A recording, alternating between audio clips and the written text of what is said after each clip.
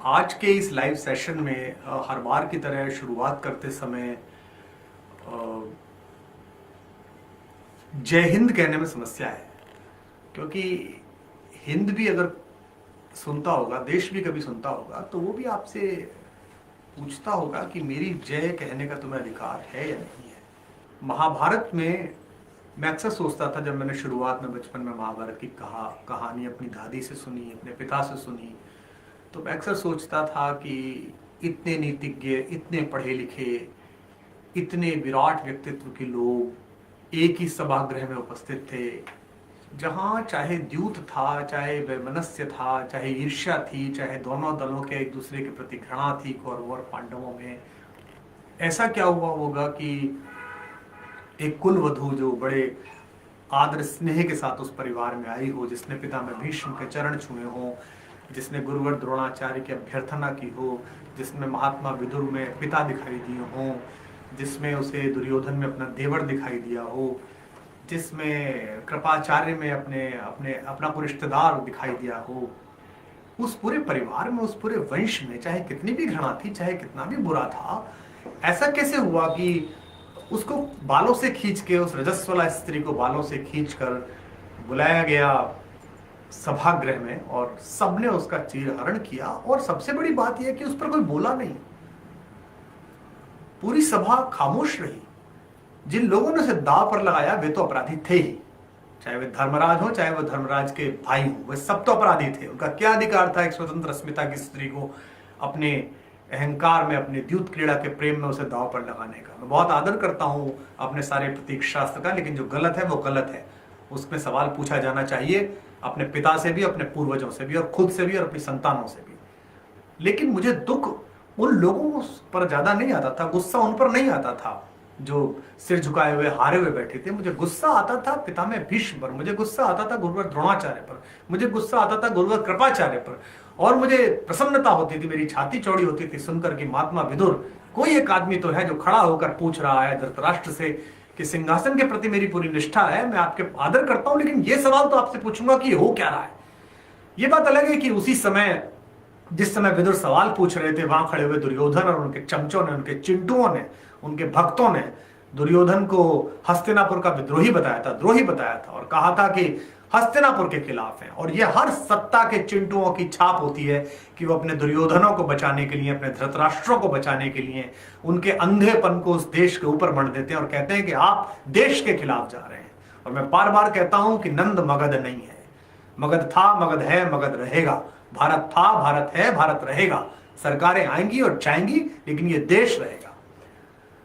महाभारत में सवाल नहीं पूछा गया। हमारी कविता ने कहा कि अधिकार खोकर बैठ रहना यह महादुष्कर्म है, न्यायार्थ अपने बंधु को भी दंड देना धर्म है। इस हेतु ही तो कौरवों और पांडवों का रण हुआ, जो भव्य भारत वर्ष के कल्पांत का कारण हुआ।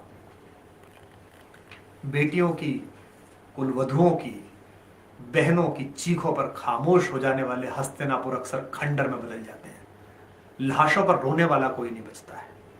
और ये जो मैं पिछले 2 दिन से देख रहा हूं कि सरकारें और सत्ताएं और उनका समर्थन करने वाले लोग, मैं आप सबसे प्रार्थना करता हूं, जिस पार्टी के हों उसके पूरे अच्छे से भक्त बनकर रहिए, चिंटू बनकर रहिए, चमचे बनकर रहिए, अनुचर बनकर रहिए, समर्थक बनकर रहिए, सब कुछ करिएगा, कोई दिक्कत नहीं, अगली बार भी नहीं वोट दे दीजिए। पर क्या वोट देने ने सवाल पूछने का अधिकार आपका खत्म कर दिया है? सवाल जरूर पूछिए, क्योंकि सवाल नहीं पूछेंगे तो ये अहंकारी हो जाएंगे। इनको लगेगा सब ठीक है, हमारे पास लोग हैं, आईटी सेल है, सारी पार्टियों के पास है, मैंने भी चलाई है। और आप सबसे पूछता हूं, अपनी अपनी पार्टियों में सवाल पूछिए, जिस जिस पार्टी में रहते हो वहां पूछिएगा।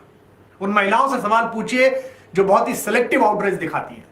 उन जया बच्चन से सवाल पूछिए जो आदम खान के एक अधोग्रस्त पर टिप्पणी करने पर चुप रह जाती हैं और बंबई में कुछ होता है तो उसके खिलाफ संसद में आकर बोलने लगती हैं। और स्मृति ईरानी जी से सवाल पूछिएगा जो हैदराबाद की बिटिया के ऊपर तो आंसू बहाती हैं, लेकिन उन्नाव में जब अहंकारी एक विधायक एक बिटिया के साथ दुष्कर्म करके उसे मारने की कोशिश करता है तो चुप रह जाती हैं।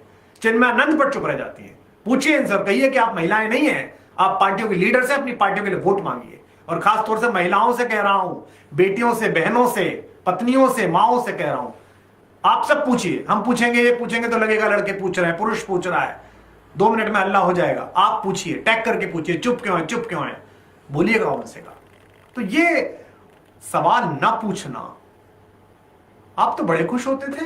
क्यों भाई? पार्टियों के भक्तों, चमचों और चिंटुओं, जब हम जिस पार्टी में थे, जिस पार्टी को हमने अपने खून पसीने से बनाया था, उसके एक बदतमीज नेता ने देश की सरकार के खिलाफत जाते हुए, पार्टी के खिलाफ जाते हुए सेना के शौर्य पर प्रश्न चिन्ह लगाया था, और हमने अंदर खड़े होकर सवाल पूछ लिया था उससे। बाहर निकल के भी कह दिया था कि ये बेकार का वीडियो की कोई जरूरत नहीं थी। उसके बाद अपना वीडियो जारी कर दिया था। तो आप तो बड़े खुश थे। कुमार विश्वास बहुत साहसी आदमी है, एक ही तो अच्छा आदमी है, देखो कैसे सवाल पूछा, कैसा सेना के साथ खड़ा हो गया। तो आप सवाल नहीं पूछोगे अपने नेताओं से? नहीं पूछोगे कि 14 दिन तक उसको ड्रामा क्यों कहते रहे? शुरू किया 8 दिन उस बच्ची के बलात्कार को, किन दबंगों के कारण कहते रहे? उसके बाद उतनी देर उसके इलाज में क्यों हुई? उसको पहले दिन अच्छा इलाज क्यों नहीं कराया गया? रात को गुपचुप लाकर जिस तरीके से उसका संस्कार किया है, और अब ज्ञान दे रहे हैं हमको। एक दूर के रिश्ते के बाबा लाके दूर से जलता हुआ शव दिखा दिया कि देखो वो शव जल रहा है, उसका फोटो खींच के। नहीं, परिवार वाले तो थे। उसके पिता और उसकी मां का वीडियो देखा जो पूछ रहे हैं कि हमको दिखाया भी नहीं गया। ये कैसी संवेदनशीलता है? बलात्कार उजाले में करते हो और शवदाह अंधेरे में करते हो, उसके बाद कहते हो कि सवाल ना पूछा जाए। सनातन संस्कार तो छोड़िए, चलिए, उसमें तो अनुमति है ही नहीं कि सूर्यास्त के बाद संस्कार हो। पर छोड़िए, आपको उन संस्कारों से लेना देना नहीं है, आपको अपनी आउटरीच से लेना है, आपको बाकी चीजों से लेना। पुलिस की हिम्मत हो जाएगी, और जब आपको सवाल पूछने हो तो आप बहाने बना देते हैं। बेरोजगारी पे सवाल करो, जनसंख्या बहुत बढ़ गई है, तो घटाइए ना, बनाइए कानून। किसने मना किया? 6 साल हो गए, कोई आपसे मना करेगा क्या? देश में कौन ऐसा आदमी है, कौन लड़का लड़की है, कौन हिंदू मुसलमान है? पूछ के बताइए पढ़े लिखे। मेरे फेसबुक पेज पे 60 लाख लोग हैं, आप सब लोग मेरे दोस्त। मेरे ट्विटर पर आप 1 करोड़ लोग हैं। मुझे बताइए कौन मुसलमान ऐसा है जो मना करेगा, कौन हिंदू ऐसा है जो मना करेगा? कौन चाहता है कि अच्छे बच्चों को अच्छी शिक्षा ना मिले, अच्छा स्वास्थ्य ना मिले, बच्चे 2 हो सिर्फ? आसपास आंखें घुमा के देखिए, आपके परिवार में जो आपके भाई हैं, आपकी बहनें हैं, आपके रिश्तेदार हैं, उनके कितने बच्चे हुए हैं? एक पीढ़ी में 5 बच्चे हो रहे हैं, 6 हो रहे हैं। और जिनके यहां हो रहे हैं उनको अगर दंड मिले इस बात का कि बाकी बच्चों को नहीं मिलेगा सरकारी सुविधाओं का सुख, या सरकारी नौकरी में वरीयता, तो क्या समस्या है? आपको बनाइए। बट नहीं, आपको बनाना नहीं है, आपको कानून नहीं बनाना, आपको अपनी बात टालनी है। बेरोजगारी, जनसंख्या है जी, रेप, संस्कार बिगड़ गए जी लड़कों के। क्यों? पिछली सरकार क्यों आ रही थी? क्या कहते थे उनके नेता?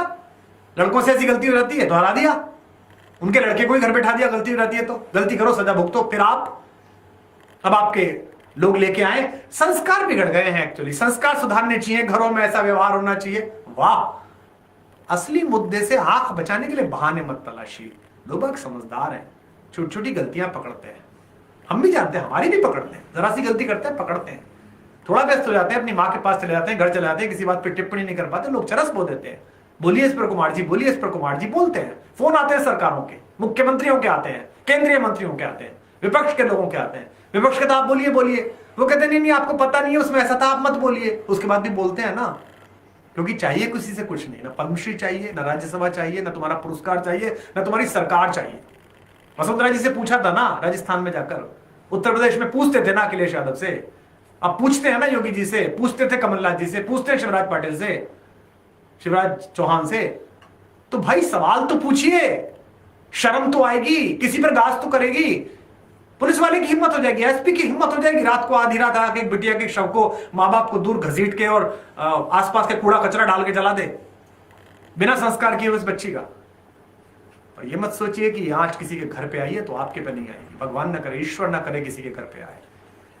लेकिन सुबह उठ के अपनी बेटियों का मुंह देखिए, अपनी बहनों का मुंह देखिए, और फिर सोचिए कि आप पे आएगी तो क्या होगा।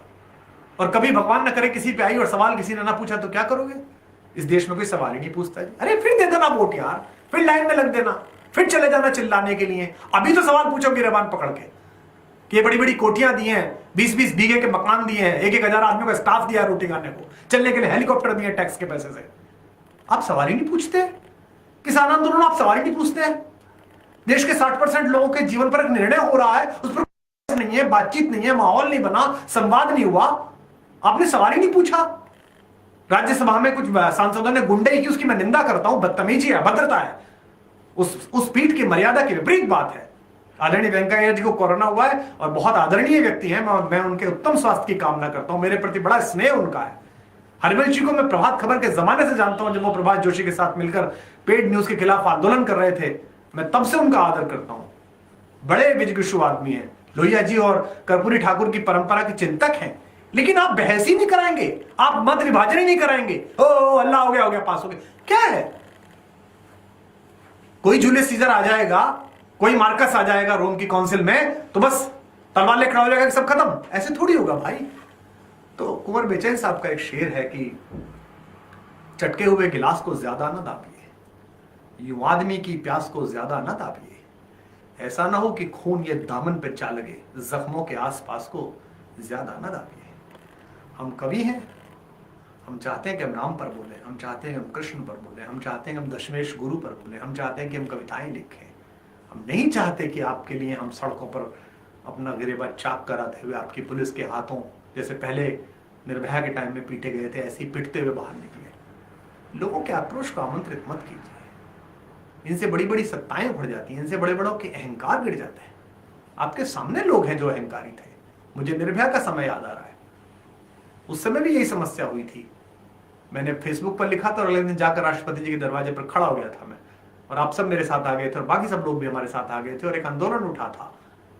चलो कुछ तो चेतना आई थी, कुछ तो समझ आई थी। आपकी संसद में, आपकी व्यवस्थापिका में लोग बैठे हुए अपराधी और आप टिकट दे देते हैं।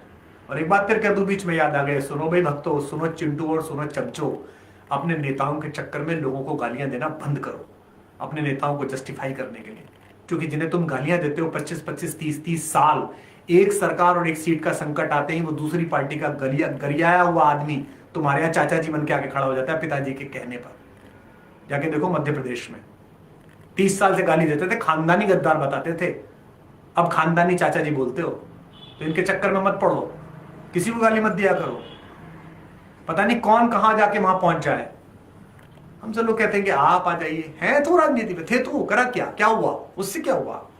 समाज का जो गटर है, उसके अंदर जो गंदगी है, वो राजनीतिक प्रतिबद्धताओं की वजह से है। इन पॉलिटिकल लीडर्स को मालूम है इस नाले का पानी इधर गिरेगा, इस नदी का पानी इधर गिरेगा, खतबद आएगा, मछलियां मरेंगी, परेशानी होगी, फिर ये पानी हमारे यहां गिरेगा, बाद में जाओ, लास्ट मोमेंट में हम ले आएंगे, हिंदू ले आएंगे, मुसलमान ले आएंगे। कोई हैदराबाद में बैठ के बोलेगा, कोई दिल्ली में बैठ के बोलेगा, कोई लखनऊ में बैठ के बोलेगा, और सब कुछ हो जाएगा। आज कोशिश करिएगा कि इन सवालों के जवाब तलाशिए। और एक बात ध्यान रखिए, जितनी महिलाएं सुन रही हैं, जितने बच्चे सुन रहे हैं, आपके फेसबुक पर, आपके व्हाट्सएप पर, आपके ट्विटर पर जो भी ऐसा आदमी हो जो इस तरह की धार्मिक कट्टरता की बात करे, जो इस तरह के जातिगत विद्वेष की बात करे, जो अपनी अपनी पार्टी को जस्टिफाई करने के लिए स्त्री अस्मिता, दलित अस्मिता, अल्पसंख्यकों के खिलाफ बात करे, उसको तुरंत ब्लॉक करिए, चाहे वो बहुसंख्यक हो चाहे अल्पसंख्यक हो। पहले उसे समझाइए, ना माने, हद हो गई आपकी।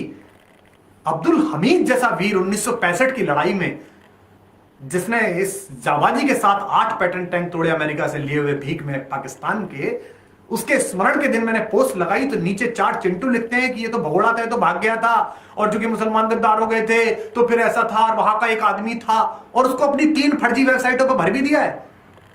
लेकिन हगने से पहले साफ करना भी तो सीखा करो। 1965 की लड़ाई में और लिख दिया चूंकि इंदिरा गांधी मुसलमानों को, इसलिए इंदिरा गांधी ने अब्दुल हमीद को पुरस्कार। अबे मूर्खो, लाल बहादुर शास्त्री प्रधानमंत्री थे, और न केवल लाल बहादुर शास्त्री ने बल्कि पाकिस्तान की उस समय की सरकार ने उसे मर्द मुजाहिद कहा था, और कहा था एक मर्द का बच्चा हमसे लड़ा था।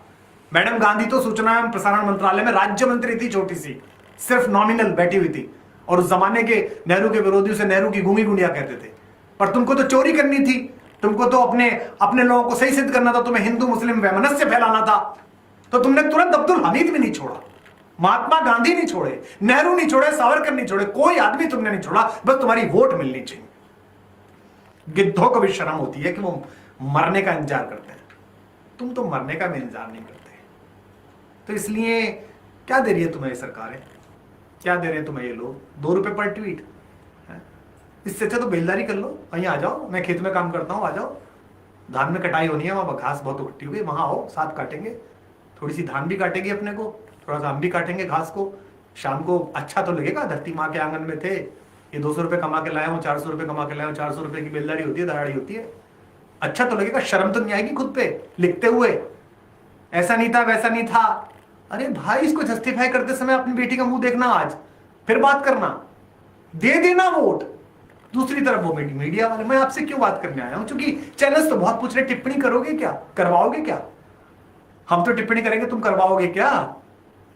नशा बहुत बड़ी समस्या है, निश्चित रूप से बड़ी समस्या है। किसको नहीं पता कहां से आता है, किसको नहीं पता तस्करी कहां से हो रही है, किसको नहीं पता कौन इन्वॉल्व है। पंजाब के दौरान मैंने गीत लिखा था, 24 मुकदमे हुए थे, हुआ कुछ? किसी ने कहा जी आपके साथ हैं, 24 मुकदमे हो गए?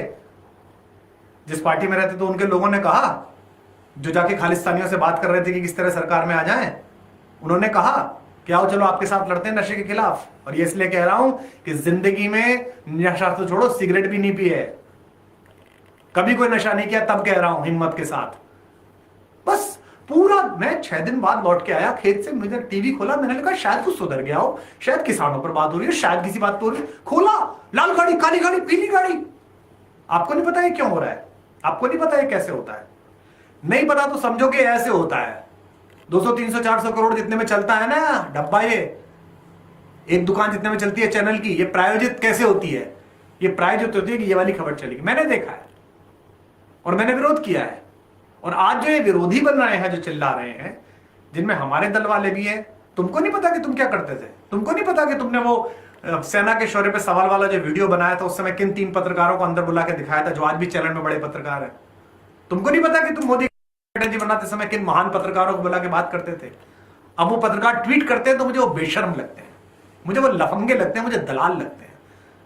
मैं उन आदरणियों का नाम लेना चाहता, बड़े क्रांतिकारी पत्रकार बनते हो, बड़े सरकार से सवाल पूछते हो। अपने गिरेबान में जाके देखो कि एक सरकार के दरवाजे पे जाके कैसे रात को खड़े होते थे, कैसे अरविंद के बेडरूम में घुस के वहां जाके चर्चा करते थे कि कल का ट्वीट कैसे होगा, कैसे उन अकाडमियों के सम्मान ले आए हो तुम लाख लाख रुपए के, कैसे तुमने अपने लोगों को कॉलेज के प्रबंध समितियों में मेंबर बनवाया है, कैसे कैसे तुमने इसके फायदे उठाए हैं, और तुम निष्पक्ष बनते हो। इसलिए इस बिके हुए समय में, जब ये भी सब बिके हुए हैं, आप और हम बचे हैं सामान्य नागरिक, जो बोलेंगे तो सरकारें सुनेंगी।